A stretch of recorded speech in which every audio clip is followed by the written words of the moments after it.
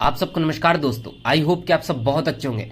Israel ने Yemen पर बहुत बड़ा हमला किया है और ये मैसिव हमला है और बहुत दिन बाद इस प्रकार के न्यूज को फिर सुनने में आया है। तो हालांकि गाजा और इसराइल के वॉर चल ही रहे, लेकिन उसके साथ साथ हूतीस और लेबनान के जो ग्रुप्स है हिजबुल्ला, उनके साथ जो बहुत ज्यादा कॉन्फ्लिक्ट चल रहा था इसराइल का, उनके बीच में कुछ दिन पहले ही इसराइल और इन ग्रुप्स के बीच में अमेरिका ने मध्यस्थता कराई थी और ये वॉर काफी हद तक शांत हो गया था। और अब सिर्फ युद्ध लड़ रहा था तो इसराइल और फलस्तीन ही लड़ रहे थे। लेकिन दोस्तों फिर एक बार ये बहुत ही ज्यादा कॉन्फ्लिक्ट खड़ा हो गया है। इसराइल ने अटैक कर दिया, जिसके कारण यहाँ पर आने वाले समय में मेजर कॉन्फ्लिक्ट देखने को मिल सकता है मिडिल ईस्ट में। इसराइल ने इसलिए इस पर अटैक किया क्योंकि इसराइल का कहना है कि इन्होंने पहले हमारे ऊपर अटैक किया था, बहुत सारे बैलिस्टिक मिसाइल फाइटर जेट्स के थ्रू ही हम पर अटैक किए थे। लेकिन हालांकि यहाँ पर इसराइल ने काफी सारा उनके फाइटर जेट्स को बैलिस्टिक मिसाइल को इंटरसेप्ट कर लिया था आयरन डोम के थ्रू, और इतना ज्यादा कोई मेजर इनको प्रॉब्लम्स नहीं हुई, ना मेजर इनको कोई हानि पहुंची है। लेकिन दोस्तों इसके जवाब में इसराइल ने यहाँ पर अटैक किया है, वो भी यमन के सना, जिनका कैपिटल है सना, वहीं पर अटैक किया है। और इसराइल का कहना है कि यहाँ पर हमने बहुत से लोगों को, हूतीस को मारा है।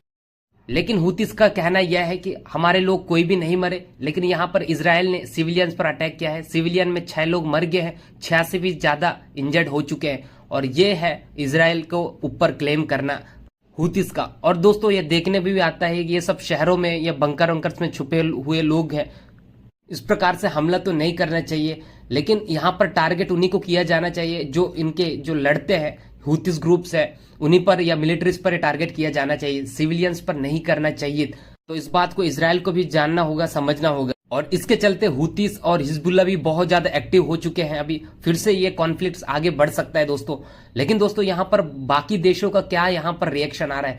सबसे पहले तो ईरान की बात करते हैं। ईरान ने क्या रिएक्शन दिया। ईरान के जो प्रेसिडेंट सुप्रीम, उन्होंने ये कहा है कि ये जो है यमन की सबसे ब्रेवी या साहस को दिखाता है कि ये वे कितना डटकर इसराइल के खिलाफ लड़ रहे हैं, और इसको बहुत ज्यादा अप्रिशिएट कर रहे हैं ये लोग, हूतीस ने कितना अच्छा काम किया है करके।